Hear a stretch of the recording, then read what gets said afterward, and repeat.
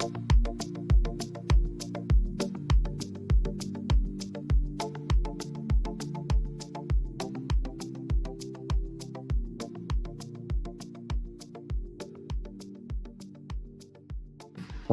everybody.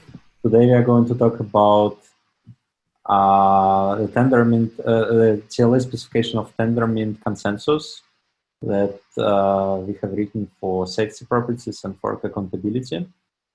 And we also discuss how to prove that there are several scenarios there are several failure scenarios that can happen when we have more than 1/3 of faults. Let me just share the screen.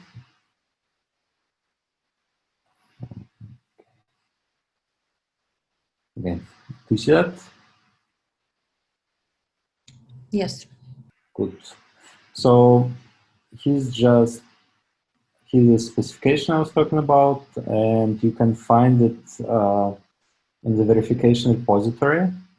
It's located under my branch, which is called Igor/fork, and then you go to spec and fork cases.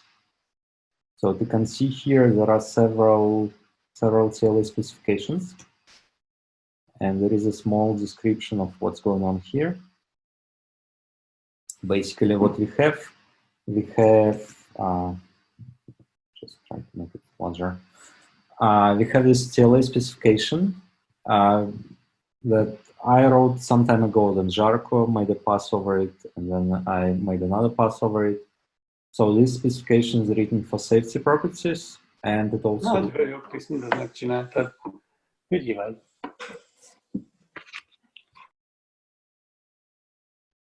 And it also looks into these different failure scenarios, right? Here you see the assumptions of the specification. We only look at one height, so we only look at one shot. We focus on safety, so we don't have timeouts. Basically, all timeouts are modeled by non-deterministic choice. Then there is a proposer function, which is also non-deterministic, and there is no fairness because we're talking about safety. And then all the faulty messages, the messages from the faulty processes come right in the initial state.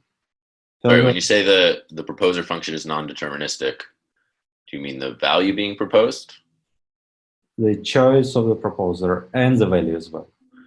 The choice of the proposer is also non-deterministic. Yeah. But I mean, it's an over approximation because sure. Every round you just can pick an arbitrary proposer. It's not going to be round robin. Okay. So for safety, it's safe, right? But liveness is of course affected by this. So all the messages are going to be injected right in the initial states, and we only look at the voting power of one, right? And further hashes are just modeled as identity function. So just a value is mapped to the value itself.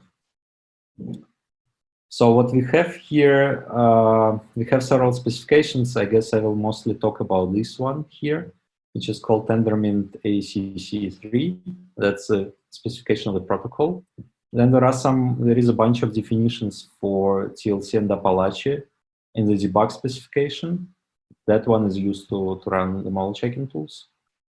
And there is also another specification that contains the inductive invariant. That's actually a pretty large spec that contains the inductive invariant. We'll look into that, but it's a huge one, right? And also there are a lot of special specifications for fixed parameters that are written for the model checking purposes.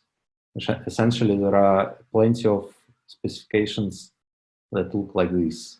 We just instantiate the Tendermint protocol with specific parameters, like given the set of correct processes, the sets of faulty processes, and sets in all the values for the model checking, right? But the main specification, Tendermint ACC3, it's parameterized. It's not fixed for specific parameters, right? So let's look at this Tendermint ACC3. Basically, what we have here, we have a lot of input parameters. We have three sets. The first set is a set of correct processes, right? These are processes who follow the protocol. We there is a set of what I call defective processes now. They're not exactly Byzantine, right? So they're faulty, but when we reason about what kind of faults we can have, what kind of fork scenarios we can have, we will control what the defective processes can do. So they kind of,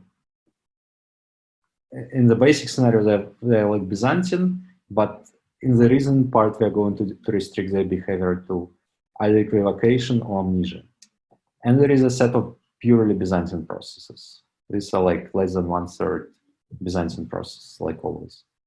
So there are the parameters like N and T, the number. Is the defective group a subset of the Byzantine group? No. So there are 3 groups: the correct ones, the defective, and Byzantine. So for Byzantine, we know that there are less than 1/3 of them. Yeah. That's like a standard assumption, right? Yeah. And then there is this group which is above 1/3, right? Uh-huh. So how are the Byzantine processes behave in this model? They're not effective, but what do they do? So both, arbitrary. Yeah. So both defective and Byzantine, they actually behave arbitrarily, right? They can inject any messages. But then when we are talking about fork scenarios, we restrict what kind of messages are going to be sent by the defective ones. Okay. So we don't restrict the Byzantine ones at all. They can send whatever they like. But the Byzantine can also do equivocation. Yes, but you don't restrict it, right? When we are going to talk about the forking scenarios, we're going to talk only about what happens to the defective processes, right? We're not going to talk about the Byzantine processes, where they have amnesia or equivocation. So the problem is that we would like to describe what kind of behavior can lead to a fork. And in order to be able to single out this behavior, we want sort of to restrict that behavior. And I guess this is what the defective is going to talk about. We just don't want, it's not enough that we want to show that forks are possible, but we would like to enumerate all scenarios where forks happen. And therefore, you have different kind of faulty guys here. Okay. So maybe we should go actually directly into the properties. So essentially, if we have less than 1/3 faults, we want to have this property to hold true. We want agreement to hold true, right? That for every pair of correct processes, they either haven't decided, or if they decided, they decide on the same value, right? That is happening if you have no forks. Then, if you can have forks, you want to have this behavior. Either you have agreement in any state, either you have agreement, or you have equivocation by the defective processes, or you have equivocation, or you have amnesia by the defective processes, right? So the point was that we would like to figure, so that Shako wrote these attack scenarios, and we would like to understand whether these attack scenarios are exhaustive, whether they are attacks which are neither equivocation nor amnesia. So this formula basically says if this formula is satisfied, then the only way to read the disagreement is that you have equivocation or amnesia, so that this would then prove that the attack scenarios are exhaustive. Can you have both of them in, like, does this exclude the fact that you have attack in which some processes are doing amnesia and some are doing equivocation? Well, it doesn't explicitly exclude, right? There is no XOR here. There's an OR, yeah. But sorry, just a quick question about amnesia. Does that cover both pre-committing without seeing a polka and pre-voting differently from your last pre-commit? He's amnesia. Let's talk about. Oh, we'll get back there. Yeah. Okay. But yeah, let's see. If you want, we can discuss it now. Basically, it's here, right? We can go back to what you were doing. Excuse me. Okay. Ignore me. Sure. Okay, I just wanted to say basically that the specification is written to check these properties. If you have less than 1/3 of the faults, you have agreement. If you have more than 1/3 or equal to 1/3, you should have one of these 3 scenarios, right? And we can discuss whether we should quantify here over defective or defective plus Byzantine. We should think about it. But what I checked now looks like exactly like this, right? We only quantify over defective.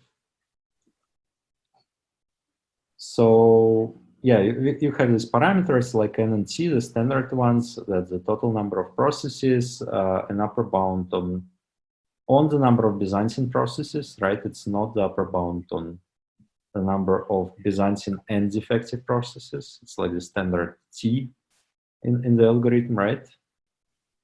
And then there are sets of valid values and valid values. There is a maximal round because we want to do model checking. And there is a proposer function, which tells you for each round who is going to be the proposer, right? Then there are a few definitions, kind of just boring, right? You have this different kinds of sets defined here. Then the hashing is defined as identity. There are two thresholds, T plus 1 and 2T plus 1, exactly like in the pseudocode, right? And now we start with the protocol itself. There are a few definitions for Apalache, but let's not go into that. So the protocol has these variables, the round, the step, decision, locked value, locked round, valid value, and valid round. That's exactly the same, essentially the same variables as in the pseudocode in the archive paper, except that we don't look at the heights. It's just one height here. And there are also the sets of sent messages, the sent proposals, the sent pre-votes, and sent pre-commits. What we have here, we also have one additional variable which is called evidence. And this is something new, right? We didn't have it in the pseudocode. It's just for every transition made by the system, we write in the evidence the set of messages that triggered this transition. And we believe that's what we need to talk about fork accountability in the future, right? Basically, if you have an execution, for every step, the variable evidence contains the set of messages that triggered this single transition, right? So it's not per process, it's just a global variable. And those messages are also global. It's not like the other. So like whenever some process send a message or broadcast a message, you put it in the set. Exactly. So it's a global set of messages which you are going to reason about, right? What you could have received. Then there are a few definitions on what kind of faulty messages you can have, right? And basically you have three sets. You have faulty proposals, faulty pre-votes, and faulty pre-commits. And here you can see that actually the faulty messages come both from the Byzantine and defective processes. So by default, the defective processes behave as Byzantine. It's just in the properties we are going to restrict the behavior of the defective ones. And we are not going to talk about the behavior of the Byzantine ones. So initialization, yeah. So what's happening here is that basically you start the system with all the faulty messages that can be produced by Byzantine faults. Not only Byzantine, all faults, all the Byzantine plus defective. Yeah. But sort of it's not that you execute the Byzantine faults and input the messages during the execution, but you basically say all the messages are there from the beginning. And those messages are basically just normal messages coming from a process who was marked as faulty. Exactly. And Yes. they are from the very beginning. And therefore, which is sort of the way that we don't have to model Byzantine faults, we just say they're there and they can be received. And therefore, we need this evidence to understand which messages are actually being used to generate the faulty behavior, because we cannot say which have been sent because they're already there from the beginning. I see. Yes. So any one of those messages can be received at any time, basically. And that's how we model Byzantine faults. Yeah. Cool. So it's kind of, this initialization is very bad for TLC because it cannot go past this step, right? It just enumerates all possible sets of faulty messages and that's just too much for TLC. But it's very good for Apalache because it just, you initialize this set once and you can reason about it, right? So that's how we initialize the system. That's like in pseudocode, right? Everybody starts in round 0. Everybody starts with a proposed step, and there are a lot of nil values and nil rounds. And then the set of messages are like this, right? You have all possible messages from the faulty guys. Then there are a couple of primitives for broadcasting messages.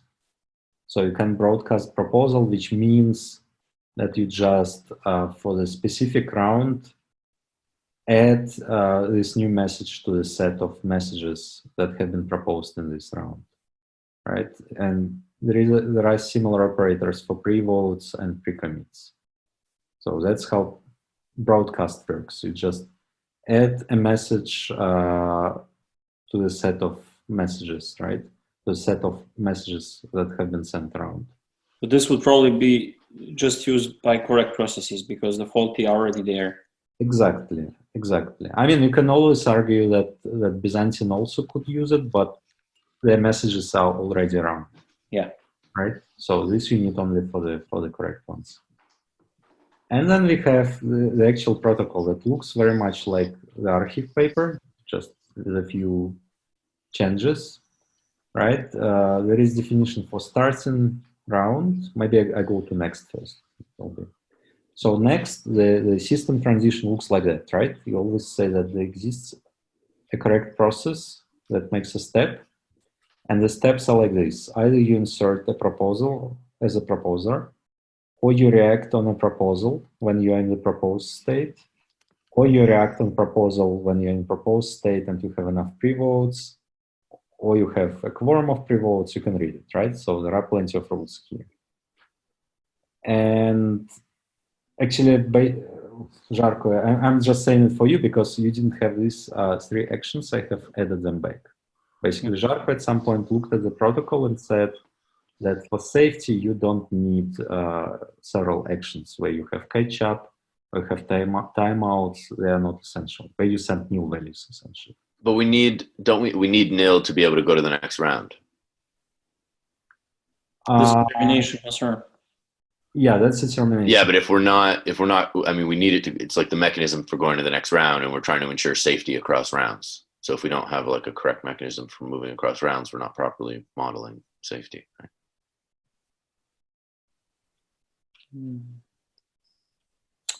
Yeah, I guess in this spec we actually have, we can go to the next round almost unconditionally. Let's see. Round prime.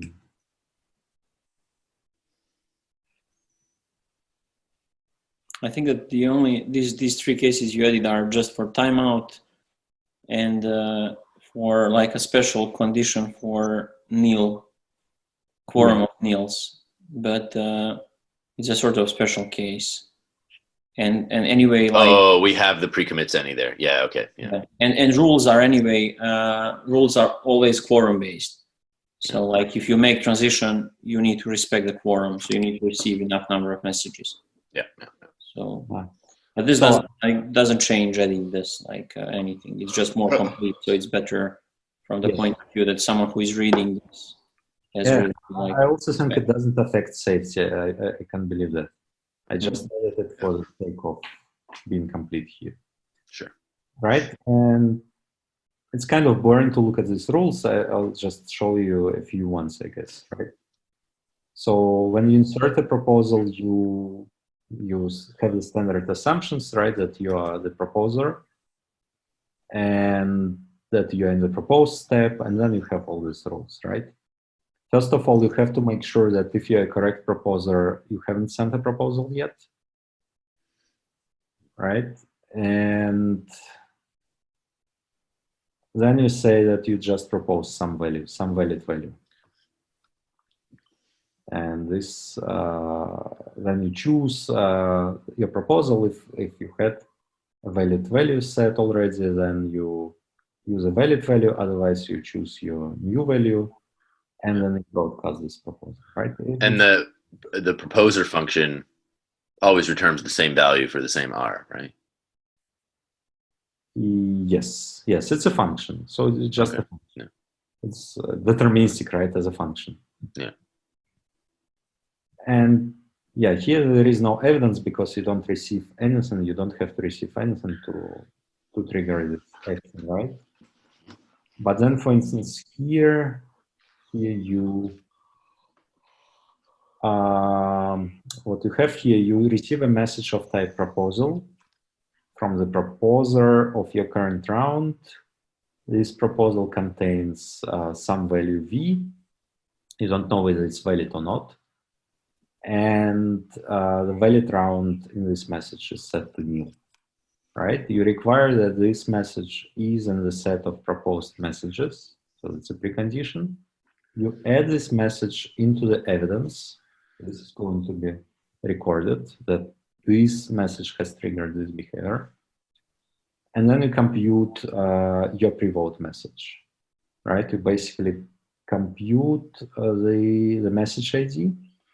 And this is a rule from the pseudocode, essentially, which is checking whether the value is valid and the locked round was set or locked value was set, right? If it's like that, you use the value ID, use the value v, or otherwise you just use new, right? And then you broadcast a pre-vote. Now, the receive there, that's going to pick one message out of the messages proposed set that satisfies these conditions. Yeah, basically what you do here, you say, I pick some value v, right? It's non-deterministic, right? It's an existential. So I should find the value v so that the message that looks like that is in the set of proposed messages. And that's receive, right? You don't receive, you just check what has been sent.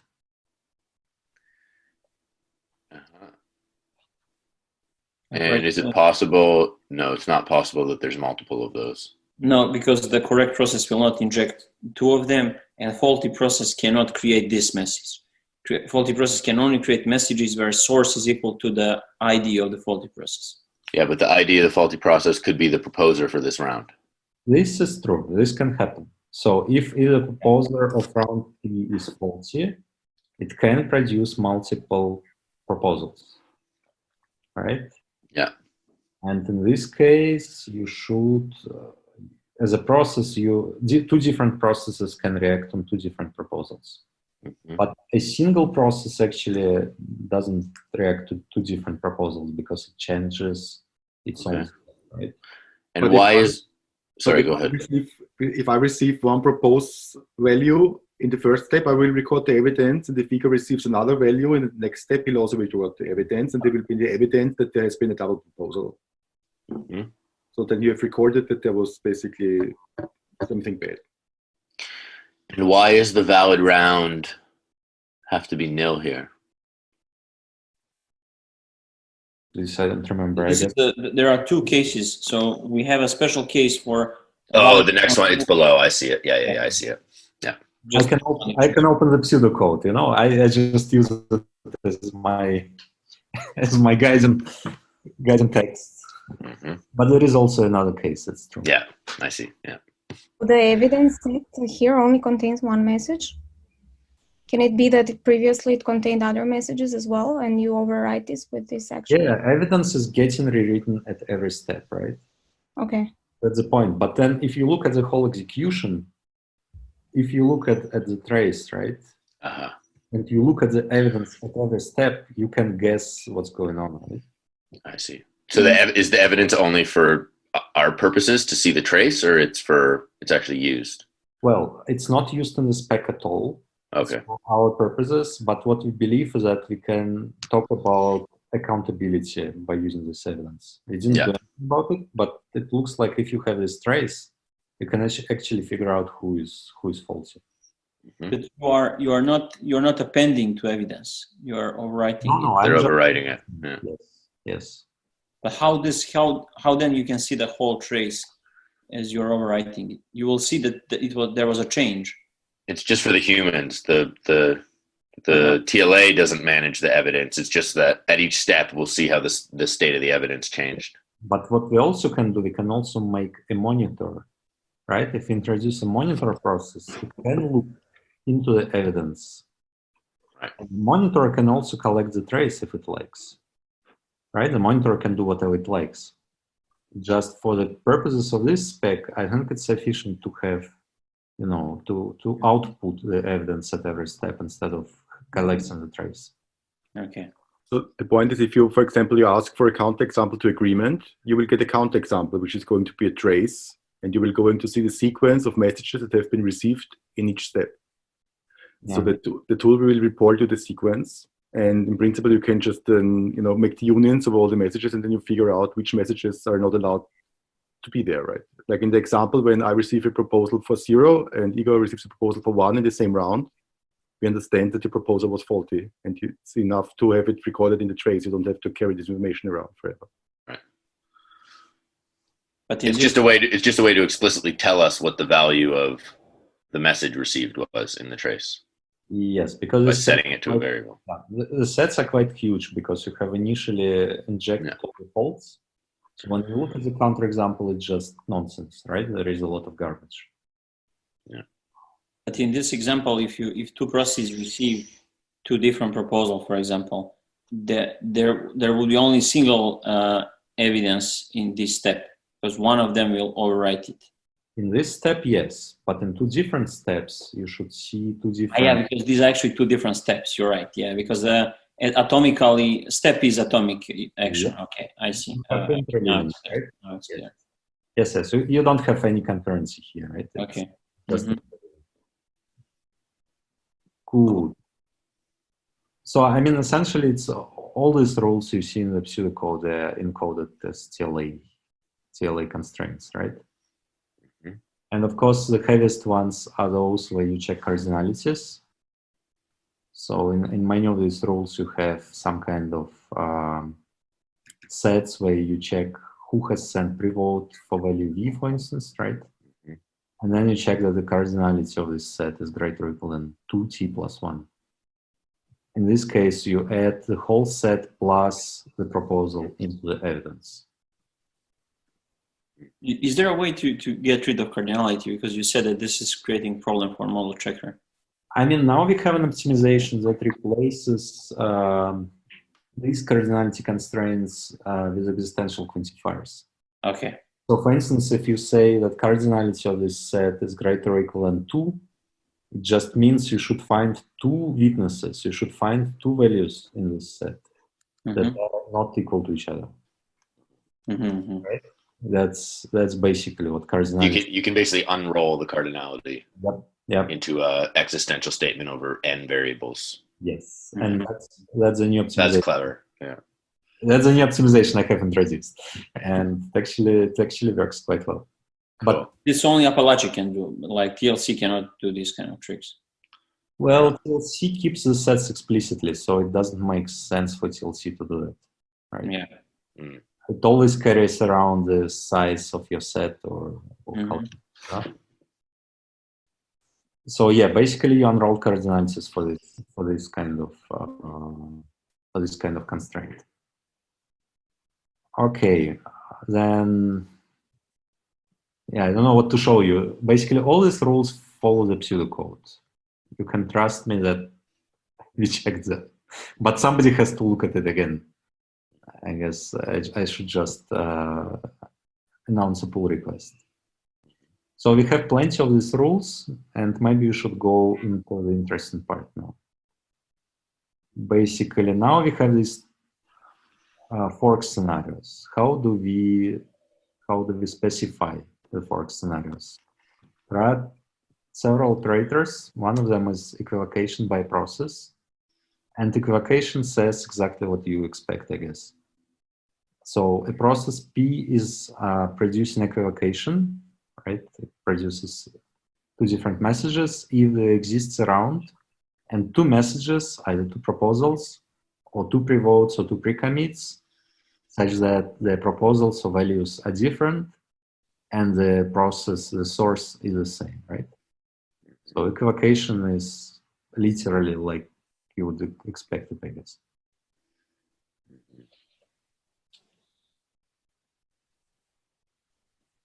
Cool. So that's equivocation. And if you go, Equivocation on top, the one that's Well, that's just this one is saying there exists essentially a single message, a single equivocation message. I don't want to use this one because I want to say that all defective processes are equivocating. Right? This one is too. Oh, sorry. This one is too weak for the properties I want to reason about. You see the difference here? I'm talking about Specific process. Here I'm just saying there exists a message, and I don't know who has sent it. And here I'm saying that there exists a message by process P. okay. How is this used? Equivocation by P. So in this property, agreement to equivocation amnesia, it says that if you don't have agreement, or say you don't have amnesia, then all defective processes should produce equivocation, right? So you need really all of them to do it, or it's sufficient that I don't know. Look, the first thing I checked was just for a single equivocation, right? And then it worked for 4 processes, and I guess 7, but I'm not sure whether it's, if you increase the number of processes, it still holds true. So what now? Probably, I think that if you don't have agreement, then some process from defective set equivocated. Yeah, sure, it's an implication, sure. If you have this universal equivocation by the defective ones, right? From that you can imply there exists at least one process who did equivocation. Yeah, But exactly. this property is too weak, I guess, right? For you to do fork accountability. Yeah. How does it help you that one guy equivocated? But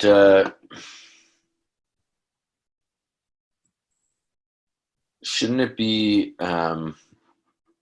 all processes either equivocated or did amnesia?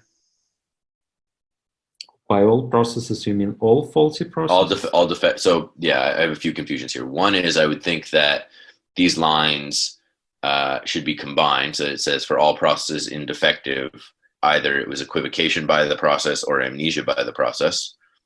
Because I think you can have scenarios where some processes are equivocating and some are doing amnesia.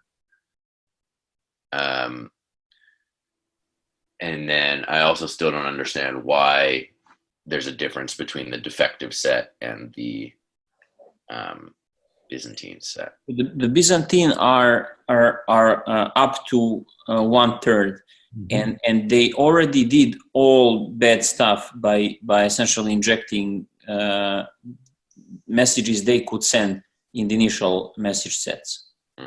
But they cannot do any harm if it's just them. And now defective are essentially this what you need to add on top of those guys to create a fork. Yeah, but suppose we add one defective person. We still want to know what the Byzantine people, like we still want to hold the Byzantine people to account, no? We still want to know what their faulty behavior was. Yeah, this is true, but this is probably a different goal. So here we want to check if what defective guy can do in addition to the Byzantine one to create a fork. And we wanted to prove that they can either equivocate or do amnesia. And I think that for this, it's fine to just think about those guys on top of the faulty, because faulty they are already doing amnesia and equivocation. They do all kinds of shit. They've already done everything. Just want to say, yeah. They do everything. And so now we are saying if you add one more on top, which just equivocate, this is enough to create a fork. Yeah. And so that's why I think that we probably don't need to have for all P. We can probably say that there exists a defective guy which does something bad, but these are probably these are details. I guess it's more important to. I mean, No, we do want to say for all P, right? We want to know exactly what everyone in the defective set did. And we want to restrict, we want to know that, either the only things available to them that could have caused the fork were equivocation or amnesia. yeah. But one thing I don't understand, so when you run this will pass always? Or isn't there a case where you have the Byzantine doing mostly equivocation and only one doing equivocation, for example? So the OP in defective will not pass, right? Sorry, what? Say that again? So this agreement on or equivocation or amnesia, Yeah. when you run the model, will that always pass? Wouldn't you get a counterexample for? Well, that's apparently what I claim, right? For up to 10 processes, I can prove that this property holds true. How many processes? Up to 10. So I did experiments for 4, 7, and 10. So if you have that's surprising. if you have 3 Byzantine that happen to do equivocation in certain runs, right? And 1 defective that does equivocation, but not the others. You could have, basically you're saying you could have multiple defectives with different strategies. So 1 defective does equivocation and 1 does amnesia, or 1 does equivocation and 1 does some other random thing. So it would have been. Yeah. You wouldn't have all defective doing equivocation. You wouldn't have all defective doing amnesia. Right. That's what I would have thought. Let me see what kind of. What is the limit? How big is the defective group? Yeah, that's a good question. I guess it's always. I think right now it might just be 1, right? Exactly. I guess that's the problem. There's only 1 of them. There you go. Yeah. Very good observation. But there are many other models, right? It's in all of them. That's 1. Okay. I have there's one with 2. I have 1 model with 2. But that might not be enough that's with 7. Yeah. So with 7 and 2. Yeah. It still might not be enough. Where you have 3 Byzantines and 2 defectives, then you should. Well, look. There is also some limit of how many faulty processes you can have. If you have more than less or equivalent. Wait a second. So you 2/3 or less. You don't want more than 2t plus 1. Yes. Right. Yes. If you have more than 2t plus 1, the whole thing collapses. You cannot do it. Yeah, it's up to 2t plus 1 or more. Yep. Yeah. So you need less than 2t plus 1, i.e. 2/3 or less. Yes. Yes. So there are some limits. But it basically means you can have up to t defective. You have t Byzantine, and then up to another t can be defective. Yes. Right. Yes. And actually, I have a counterexample. I was kind So of. wait, do you have an N10 in there? What's that? You have an N10? Yeah, Yes. N10 with more than 1 defective? No. No. So I think the thing is it's gonna fail if you do N10 with more than 1 defective. In principle, couldn't you, at this point, you could say the Byzantine set is empty and you have 4 defectives? We could try that. But then you will pass. Oh no, actually, you probably won't. Yeah, you still shouldn't pass that. One. I think adding a second defective should be enough on this one. I mean, 2 might be not enough. It's not clear, right? But definitely we should try all these combinations. Yeah. Well, yeah, and so to Josef's point, I mean, if you can reduce the Byzantine set to 0 and just put 4 defective, then why do we need a Byzantine set at all? Why aren't we just only tracking? The point of this, because with having Byzantine up to t is good because you are covering all cases faulty process can do, and then you are just constraining what the defective guys are doing to essentially sort out either the amnesia attacks or equivocations attack. But can't you still because this is the worst case. Where do the defective guys behave? I think that I missed that in the spec. Where do they send messages?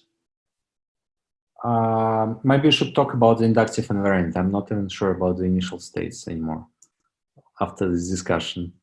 Let's look at the inductive invariant. So the inductive invariant basically defines the set of all possible states from which we can start and make one step and then end up in the same set of states, right? And here, I guess we'll see it more clear what's going on here. Can you just explain us briefly, in general, what is the mental framework for this inductive invariant and how you're reasoning about this? So basically, you have, look, if you just do model checking, like with Apalache or TLC, you basically look at the executions, right? Or you call it sets of states in case of TLC. But what we want to do, we want to have a proof argument about executions that are arbitrarily long, right? Executions of arbitrary lengths. What you do usually in this case, you write a formula that specifies some set of states. Mm-hmm. For that set of states, you first prove that whenever you are in the initial set of states, the initial set of states is actually the subset of this invariant states. Mm-hmm. And whenever you make one step from the invariant, you end up in a state that belongs to the invariant state. It's a normal inductive. It's an action, right? You say, look, I start in a state that satisfies this property, make one step, and end up in a state that satisfies this property again. And by applying this induction, you can talk about arbitrary long executions. I'm lost. Sorry. What makes, in terms of notation, this invariant inductive? I was somehow assuming that you should have some primes there. Look, there are some theorems here, right? Which are totally wrong, actually, because we don't prove them. We only prove them with the model checker. So basically what you want to prove is that the set of initial states implies the invariant. Right. It means that all states in init belong to the states in type tinf. And whenever you start in the type tinf, in a state that satisfies type tinf, and make a step defined by next, you end up in a state that satisfies type tinf again. I see. Okay, I was looking for that prime thing. Yeah. Okay. That's the formal argument, but you don't prove it by hand or anything, right? I just run the model checker as instances, as an instance of this theorem. So basically, the model checker, instead of checking, like looking for a violation over some trace of some length, it'll just do a single step from all possible initial states and show that this thing holds for every single step it could take. Exactly. So if you guess this inductive invariant and it satisfies this property, you can talk about an arbitrary long execution. Mm-hmm. But if you didn't guess it, it will show you a counterexample and say, look, this guy is not inductive. Mm-hmm. And what you want to do in the end, you want to prove that if you start in a state that satisfies typed invariant, and also there is also this restriction about how many faults you can have, then you end up in a state, then this state actually satisfies agreement or equivocation amnesia. That's the formal statement you want to have, right? And this faulty quorum is just saying that you cannot have more than 2/3 of faults, right? That's the faulty quorum. So the classic one is the other one, where you say that you have less than a third faults, then it applies agreement. That's the sort of the classic way to. Yeah, that's the classical. That's what we want to do if we don't have forks, right? Yeah. And this is also where it becomes complicated, because if you just want to prove that it's inductive, in principle you can choose to true, right? Invariant is true, and it maintains true afterwards. But you want to have it expressive enough that it also implies something useful. And this is where it becomes complicated, where all the brain goes into to make this invariant strong enough so that it implies the agreement property. Yes. And basically, yeah, once we have written this inductive invariant, so it implies agreement, then proving that it's inductive is much easier. I mean, actually, when I was writing this invariant, the hardest part was to make it satisfy agreement rather than, make it inductive. Okay, there was also something about induction. So is it clear what this inductive invariant is supposed to do, or it's a bit like, how to say, this reason you can see a lot of in theorem proving when people prove something about behaviors. Mm-hmm. You only talk about set of states and the single step. Where is typed inf defined? So typed inf is defined in this file. Tendermint ACC. Oh, it's this inf. I see. And basically, it says it puts some constraints on the types plus Yeah. the invariant. All the correct behavior. Yeah. And the actual invariant looks like a combination of a lot of lemmas, what we would call lemmas, right? Yeah. Every lemmas looks like some constraints on the set of messages and steps. Yeah. Right? So coming up with these lemmas is a creative step, right? You run the model checker, it gives you a counterexample. You say, okay, I need this constraint. You add one more constraint, run the model checker again, you get a counterexample. So there are plenty of these definitions that tell you what kind of messages you can have and how the messages are related to the current state of every process. For instance, let's see, there was something interesting here. Yeah, there are some kind of invariants saying that if, say, you have a locked round, you should have a locked value, right? There are a lot of these small things that you take for granted when you write to the code. Right. In the inductive invariant, you have to establish these connections. Mm-hmm. Okay, so that's really like a lot of lemmas. There is a type OK constraint that tells you what kind of states you can start in, and this is very interesting here actually, because basically the inductive invariant doesn't restrict your set of faulty messages. It doesn't say that you have the set of all faulty messages, right?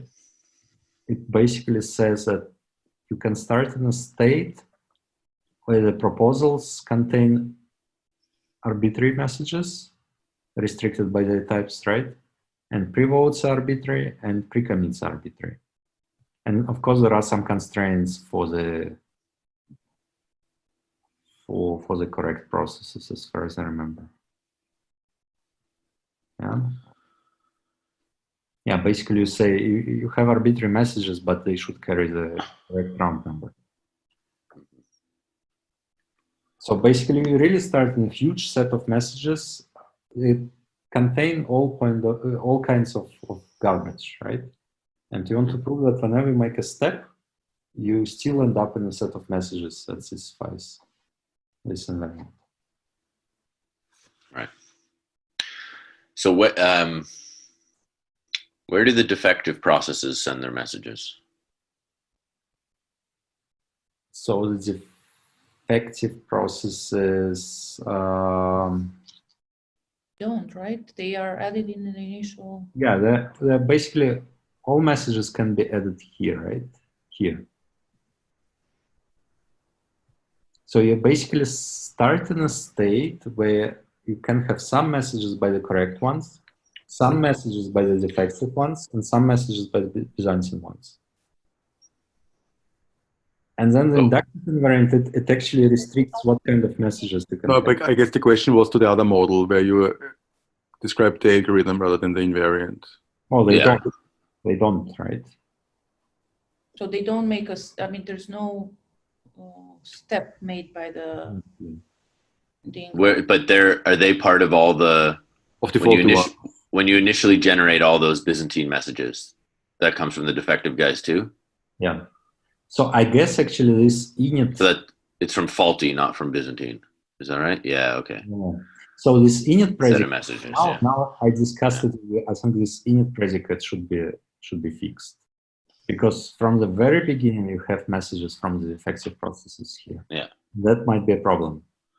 But again, it suggests to me that you don't need the distinction between defective and Byzantine. I feel that you need it. I'm not sure.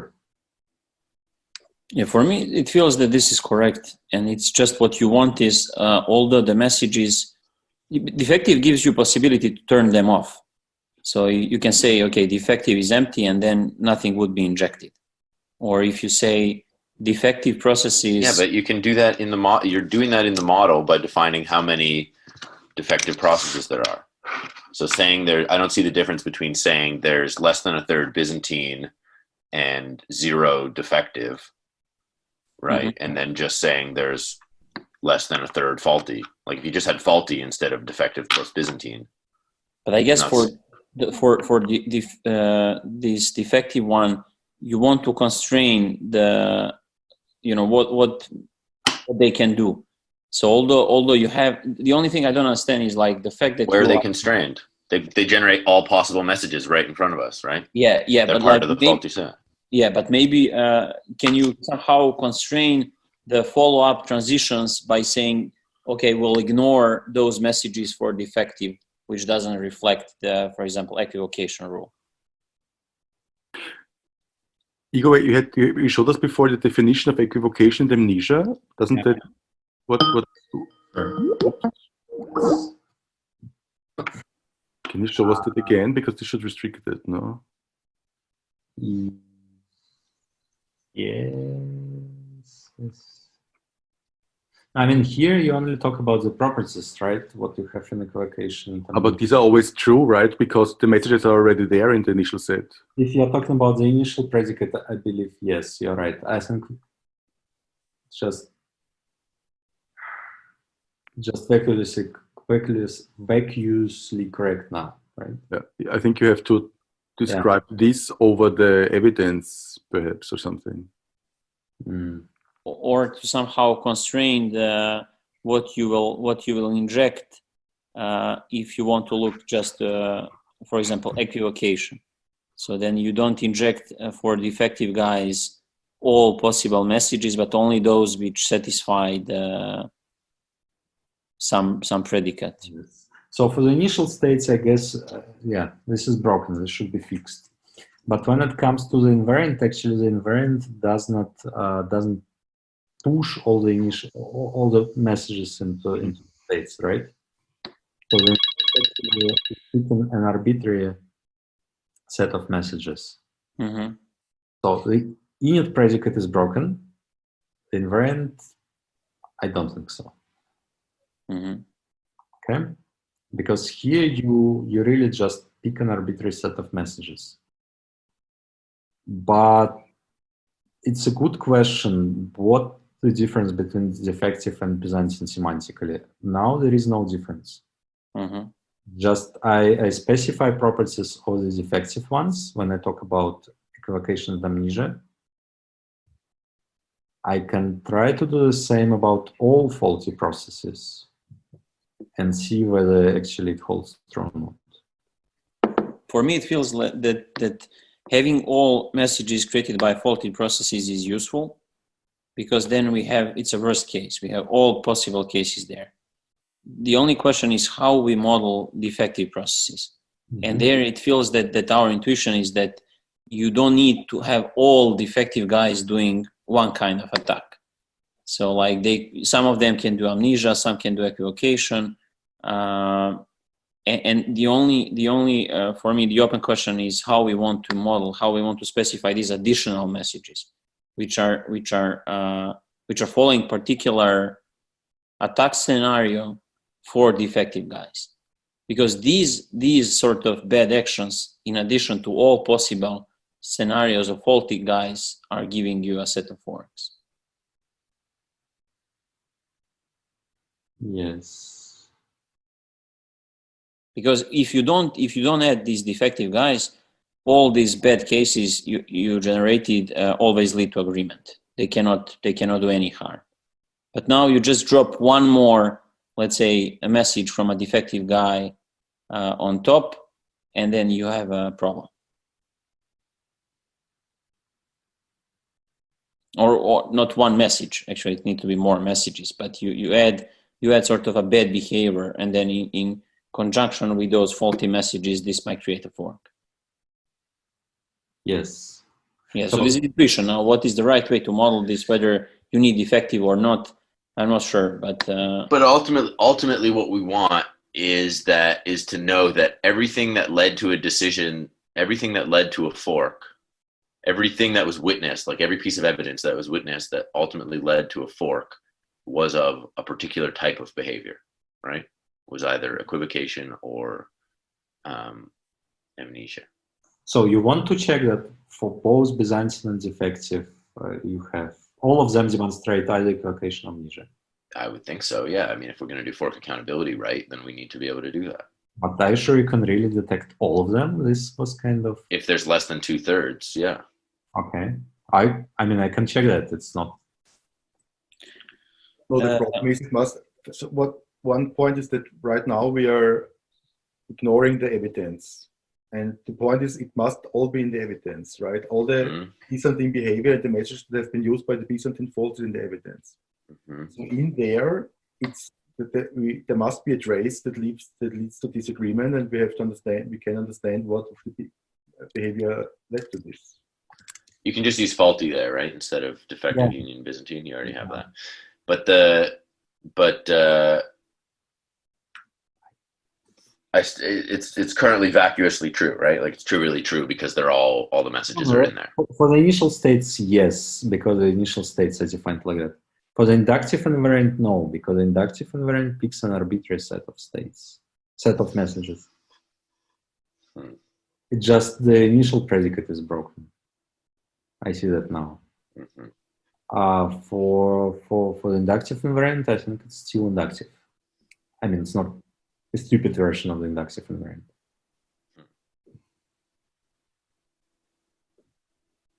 I'm still confused a bit here. So the Byzantine, if a process is in faulty and it's Byzantine, is there any message that doesn't fall under equivocation or amnesia? Any step it could take? Well, we don't know. This we have to prove, right? What I was showing is this property. And this property is only talking about the defective ones. I can try to run the model checker again and see whether it works for all kinds of faulty processes.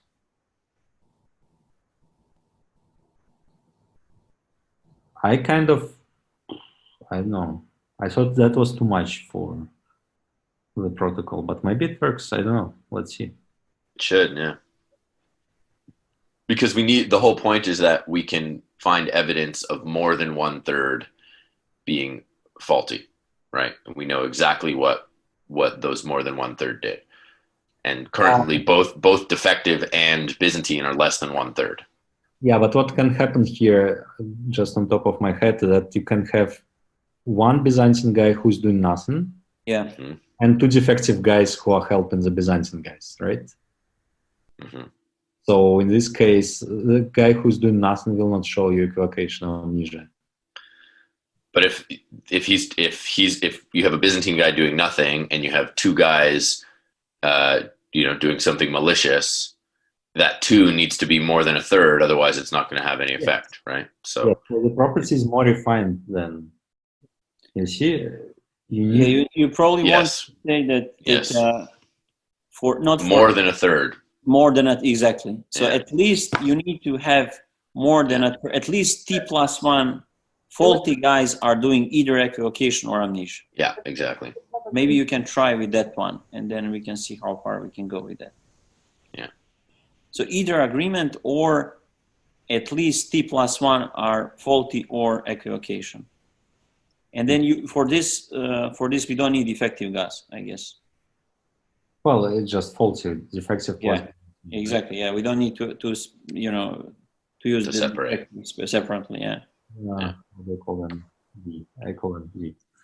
So you would say that there is a set such that its cardinality, that's cool actually, Mm-hmm.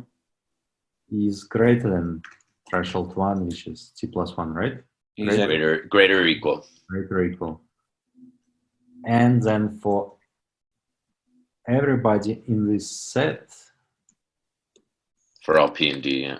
yeah, you have this. Exactly. Yeah. Yeah, this seems like Exactly. correct. I can try that.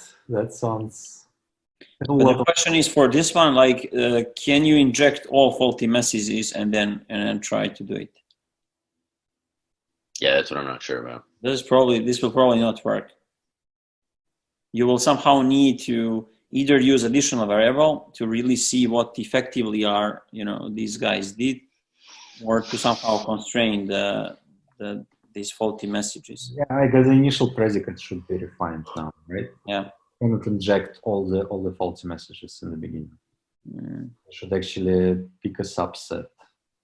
Yeah, this was actually something I wanted to ask you, like, what is the difference from injecting all messages up front versus injecting one faulty message at a time, at a step? Because then you can have more fine-grained control over what messages are being injected and then.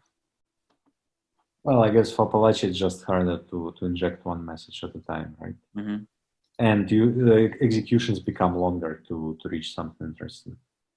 If you inject an arbitrary subset in the beginning, from the beginning, then you can easily faster reach a buggy state, essentially. So my reason here that if the faulty guys are going to inject whatever they like anyhow, you should do it, as fast as possible.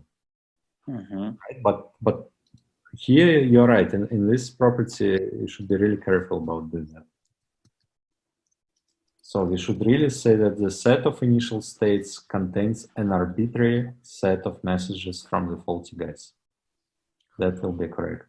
So this, I would like to go back to Anka's question quickly, because the Byzantine faults actually can do things which are different from amnesia and equivocation, right? They can send arbitrary proposed messages, for example. So even if they're not proposer for the current round, their proposed messages will be in there. So they're really, every message that is sort of has something to do with the protocol and is thinkable can be sent by Byzantine ones. Mm-hmm. While this amnesia and equivocation is much more restricted. So in this sense, Byzantine faults can do more. But the question of this whole exercise is to understand whether they can do something harmful by having that power. Yeah, I guess the third property is actually what we want to have. Yeah, but I mean, I think it's fine if this would fail and would give you some counterexample. Then you could say, okay, oh, this Byzantine process is injected these messages, and we need to categorize those. Maybe, I don't know. No, I think the hope is that this formula he goes through, and then when we want to do fork accountability, we just have to look for equivocation and amnesia, right? If this doesn't go through, then there might be a third type of attack that we have to figure out. That's my point, yeah. But then you cannot punish everybody, right? If you have this threshold property, you will only have T+1 guys you can probably punish. Yeah, that's fine for to start with. Yeah. Yes. Because it's really maybe the thing to try to capture, but this might be more challenging, is that it's really about sending a message that like causes a correct process to take like an invalid transition. And that only happens on equivocation or amnesia, or where I don't know exactly how to formulate that, or where two processes end up taking conflicting steps because of some action. Right, those are the only people we're trying to detect. If you're Byzantine and if you're sending a whole bunch of proposals, like Joseph was saying, that's something you can do as a Byzantine actor, but it's not going to cause anyone to take the wrong transition. Right, it's only, as far as we know, it's only the double sign, the equivocation or the amnesia that could cause someone to take the wrong transition. Yeah, we actually don't model proposals in the fork accountability theory. We don't care about them. We only care about loads and pre-commit. Yeah. But this kind of information is exactly what we have in the evidence, right? The evidence only records Exactly. the messages that are actually used. So that this is the information that we should, I think, also think about. So we may need to be capturing the evidence in the spec after all. Yeah. So didn't you expect this amnesia tree to pass, right? I guess you let us know, Igor. Yeah, sure. I'm going to run the model checker on that. Okay, maybe just to show you, there are some results already, right? I ran the model. It's not now it's not clear what I have checked, but at least it did something. Yeah, there are some plots. I compared different implementations, but it's actually one implementation, so let's not look at it. I just wanted to show you the running times here. So if you're talking about 4 processes and 1 fold, then checking the inductive invariant is actually quite fast. You need 12 minutes, even without any parallelization. So that one is a sequential version. Wow. I was surprised. Actually, now the sequential version for these properties works faster than the parallel one. to improve the parallel one, right? And then if you're talking about 10 processes, for instance, 10 processes, 3 folds, that's number 9. It takes 2 hours. Wow. And it's still okay. I mean, I'm very happy that it's fast, but you see the memory taken by these 3 is like growing very fast. So, and when You're running that, where are you running this, on your laptop? No, AWS. In the cloud, yeah. Correct setup some time ago. Yeah. And then for checking that the inductive invariant implies the property you want to check, it's agreement at location. That is really memory hungry. Yeah. You see, there is even a case when it takes 28 gigabytes. So it's kind of cool that we can do it for 10 processes, but that's probably that's very close to the bound, what we can do. For now. Like 11, I don't know. 100, I'm not sure about it. 11 and a half. 11 and a And half. you think that's going to be like a fundamental limit in Z3, or are there like more clever mappings we can come up with that might alleviate that? Or We need abstraction if you want to, right. to go further. You know, we should apply abstraction to simplify the state space, and then we probably can reason about more processes. Can you add 1 column with the box, and so you can see how adding some cleverness make it cheaper? What do you mean? Like for each experiment, 1 column with how much it costs, to run it on AWS, and then so when you introduce some trick, you can see the savings of. Yeah. By abstraction, you mean abstraction in the spec? So what I have in mind, we can try to introduce abstraction functions, right? So you abstract your state space by saying I map these variables on other variables. Say instead of having explicit sets of messages, you introduce counters and map every set to its cardinality, right? If you can compute this abstraction automatically, and there are techniques for doing that, you can achieve a much smaller state space, right? But that's, that's also not, how to say, it also requires a bit of manual work to define these abstraction functions in a nice way, and it also requires tool support, because you don't want to do it manually. It's just too much work. So do we need to run with 10 or more processes? I'm just wondering where this, how far do you want to go? Why can't we say it's enough to run with 6, 7, or 5? I don't know, and be in theory cover all cases. We are wrong people to ask, right? Joseph and I were working on this parameterized verification for a long time. So we always say you should check it for all processes, for all numbers.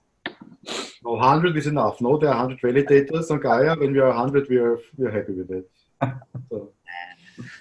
Okay. But you see, as in this example with the defective ones, it's not always obvious. Is 10 enough or not? I had 10 one process, one defective process. So it's always, yeah. We need to go, Bucky. We have to run, yeah. Let's wrap this up. Okay, but okay, thanks so much, Igor. This was super interesting. Hopefully for everyone.